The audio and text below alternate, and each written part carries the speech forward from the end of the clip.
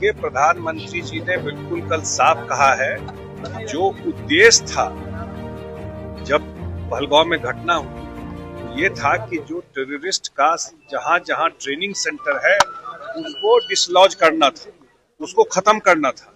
और उसको जा करके इंडियन आर्मी को हम लोग धन्यवाद देते हैं, नमन करते हैं। कितना आज तक जो काम नहीं हुआ वो काम करके दिखाया।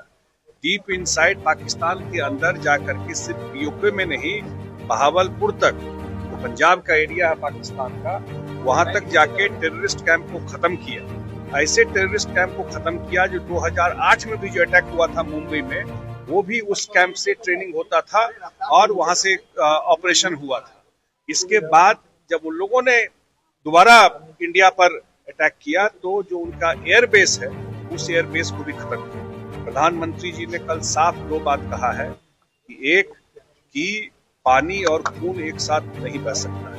मतलब सिंधु नदी से इंडस से जो समझौता है वो समझौता अभी एवेंस में रहेगा, उस पर कोई पानी नहीं दिया जाएगा। उन्होंने ये भी कहा कि अगर दोबारा कोई आतंकवादी हमला करने की बात करेगा तो ये वार माना जाएगा। अब पहली बार हम लोग घटना होती थी तो हम लोग यहीं से कुछ बात करते थे, लेकिन पाकिस्तान के अंदर जाकर, इसको कहते हैं न्यू नॉर्मल, पूरा बार बदल दिया है इसका कि अब जा करके होगा तो हम अंदर जाके मारेंगे।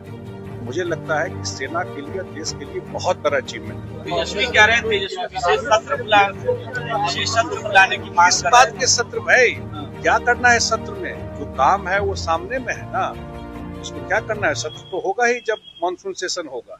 लेकिन जो लोग ये बात कह रहे हैं, सबसे बड़ी बात ये है कि कोई उद्देश्य पाकिस्तान को मिलाना नहीं ना था, कि पाकिस्तान को कब्जा करके मिला लेना।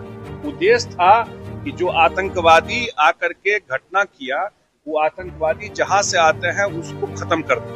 और आज तक ये काम देश से नहीं हुआ था।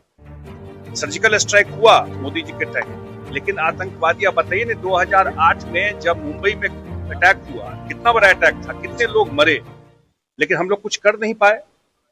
जो डिफेंस का आजकल आता भी है कि कहा भी गया, लेकिन आज तो जा करके डीप इनसाइड हम लोग उनके टेररिस्ट कैंप को हिट करके, डिमोलिश करके 100 से ज्यादा आतंकवादी मारे गए। बड़े बड़े आतंकवादी का नाम आया है और ये भी लोग देख रहे हैं। उन्होंने ये भी कहा है, एक बड़ी बात कहा है प्राइम मिनिस्टर ने, कि जो आतंकवादी ग्रुप है आज जो सरकार स्पॉन्सर करती है, दोनों को वो अलग नहीं देखे, दोनों एक ही है। इसलिए कि जब वो क्रिमेशन हो रहा था तो वहां सब आर्मी के लोग खड़े थे, वहां तो उनके पॉलिटिकल लोग खड़े थे। इसलिए देश ने और भारत सरकार ने, प्रधानमंत्री ने बिल्कुल क्लियर मैसेज दिया है कि इस पर अब कोई कॉम्प्रोमाइज नहीं होगा अगर देश के नागरिक पर किसी तरह का आतंकवादी घटना।